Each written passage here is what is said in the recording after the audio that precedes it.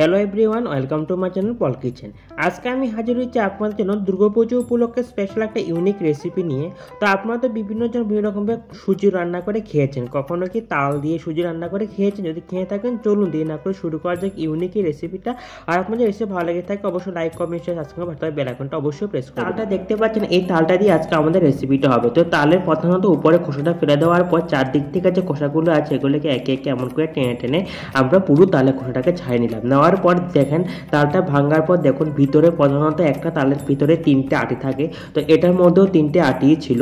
তো তিনটে আটিকে আলাদা করে নিয়ে প্রত্যেকটা আটিকে এমন করে ভালো করে মাখতে হবে। যদি এমন করে ভালো করে এটাকে না মাখেন তালের আটিগুলো নরম হবে না আর তাল থেকে রসটাও বেরোবে না। তো এমন করে আমরা প্রত্যেকটা তালের আটিকে ভালো করে মেখে নিলাম। মেখে নেওয়ার পর এবার সামান্য একটু জল দিয়ে প্রত্যেকটা তালকে এমন করে ভালো করে মাখতে হবে।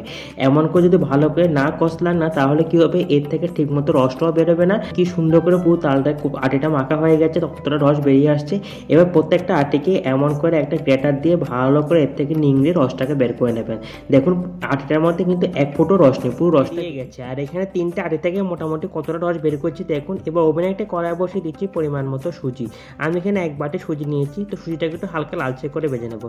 সবসময় একটা কথা মনে রাখবেন, সুজিটাকে যদি হালকা লালচে করে না ভাজে না, সুজি একটা কাঁচা গন্ধ থেকে যায়, খেতে ভালো লাগে না। দেখুন 2-3 মিনিটের মধ্যে সবজিটা একটু হালকা লালচে রঙের হয়ে এসছে। এবার নামিয়ে নিলাম।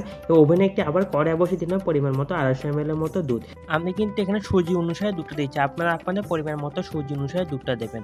তো আমি এখানে দিয়েছি পরিমাণ মতো কিছু কিশমিশ, কাজু বাদাম, পরিমাণ মতো চিনি স্বাদ অনুসারে, আর দিয়ে দিচ্ছি হাফ টিস্পুনের মতো নুন, আর দিয়ে দিচ্ছি পরিমাণ মতো কিছু এলাচ গুঁড়ো, আর দিয়ে দিচ্ছি এখানে 1 চামচের মতো তালের রস। তালের রসটা কিন্তু আমরা ভালো করে জাল দিয়ে নিয়েছিলাম। জাল দিয়ে নেওয়া তালের রসটা আমরা এর মধ্যে দিয়ে সবকটা ভালো করে মিক্স করে দিয়ে ফুটতে দেবো 4-5 মিনিটের জন্য। দেখুন 4-5 মিনিট পর তালটা মোটামুটি ফুটে এসেছে। এবার আমরা এর মধ্যে ভেজে রাখা সুজিটা দিলাম। সুজিটা দিয়ে সবকটা ভালো করে মিক্স করে কন্টিনিউ নাড়তে থাকবো। নাড়তে দেখবেন পুরোপুরি রেসিপিটা হয়ে যাবে। দেখুন কি সুন্দর করে সুজিটা পুরোপুরি তৈরি করা হয়ে গেছে। দেখুন দলা পাকি আসছে, মানে বুঝতে পারছেন সুজিটা পুরোপুরি হয়ে গেছে। এবার সুজিটাকে আমরা একটা প্লেটের মধ্যে নামিয়ে নিলাম।